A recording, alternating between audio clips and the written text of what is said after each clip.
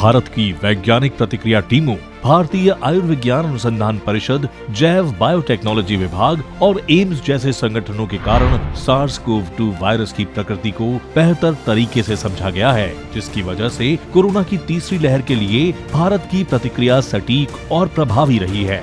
ये संगठन Covid virus और उसके उत्परिवर्तन का बारीकी से अध्ययन कर रहे हैं और इसके प्रसार को कम करने के लिए सरकार को उचित कदम उठाने की सलाह दे रहे हैं। दरअसल डीबीटी ने वैक्सीन निर्माण विधियों में सहयोग करने के लिए विभिन्न प्रकार के नैदानिक किट विकसित करने में भारी निवेश किया है। आप जानते हैं कि टीके के बेहतर विकास के लिए नैदानिक साइट्स की अहम भूमिका होती है, क्योंकि वहां रोगियों को भर्ती किया जाता है और उनके नैदानिक परीक्षणों से नमूनों के विश्लेषण की सुविधा भी होती है। इसलिए नमूने एकत्र किए जाते हैं जिनके निष्प्रभावीकरण और जीनोम अनुक्रमण से सक्षम होने के लिए विश्लेषण की जरूरत होती है, ताकि वेरिएंट को ट्रैक किया जा सके। और ये सारे काम बायोटेक्नोलॉजी विभाग के विभिन्न स्वायत्त संस्थानों में किया गया है। इसमें रिकॉर्ड टीकाकरण भी शामिल है।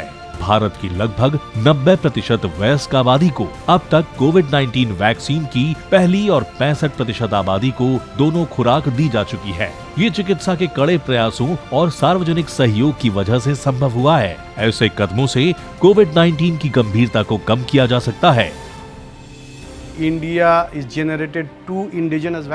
भारत ने 2 स्वदेशी टीके तैयार किए हैं और उनसे हमने अपने लोगों का सफलतापूर्वक टीकाकरण किया है और साथ ही हमने अन्य देशों को भी ये टीके उपलब्ध कराए हैं। इसलिए बुनियादी तौर पर भारत अग्रणी है। भारत न केवल कोविड वैक्सीन बनाने में बल्कि कोविड अनुसंधान में भी आगे रहा है। हम उत्कृष्ट कार्य कर रहे हैं। दरअसल सरकार भी वैक्सीन अनुसंधान में काफी सहयोग कर रही है। लेकिन एक देश के रूप में हमें अपनी स्वास्थ्य सेवाओं को और बेहतर बनाना होगा।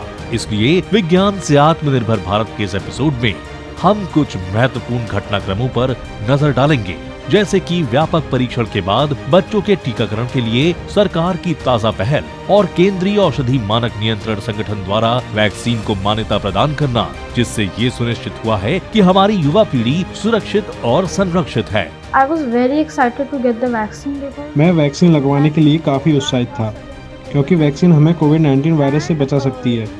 टीकाकरण केंद्र में टीकाकरण का काम काफ़ी व्यवस्थित था और इंजेक्शन लगने में मुझे 1 मिनट से भी कम समय लगा।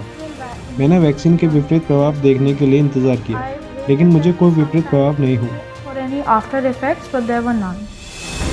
इसी के साथ फ्रंटलाइन वर्कर्स और 60 साल से अधिक उम्र के लोगों को बूस्टर खुराक देने का मिशन भी जोरों पर है। विज्ञान से आत्मनिर्भर भारत के इस एपिसोड में और भी काफी कुछ देखिए केवल इंडिया साइंस पर।